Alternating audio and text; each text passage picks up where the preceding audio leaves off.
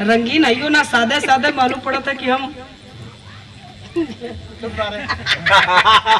लेकिन ये बात हमारे आदमी के देखले हुआ ना कैसे लोग ए भैया मेहरारू घूंघट में बा और द्वार छेक के खड़ी है।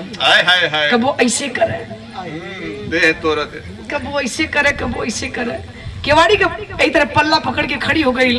कलश की राजा हो राजा, आज हो राजा, अब के बजाई बाजा हो। हाँ बड़ी परेशानी है।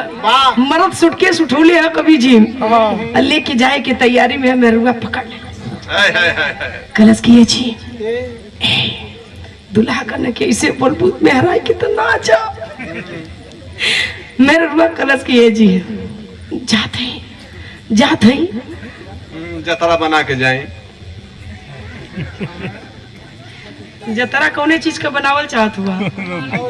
जतरा कौने चीज का जनाब बनावल चाहत हुआ? जतरा थपरा से बनावल चाहत हुआ कि और कहीं से बनावल चाहत हुआ? अरे मेहरारू कलश की मर्दा कलश की ए मत कर, जाए दे।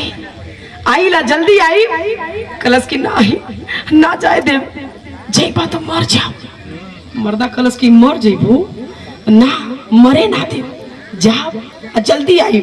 मेरुआ कलश की सुनाए का कहले मास्टर ते लगबत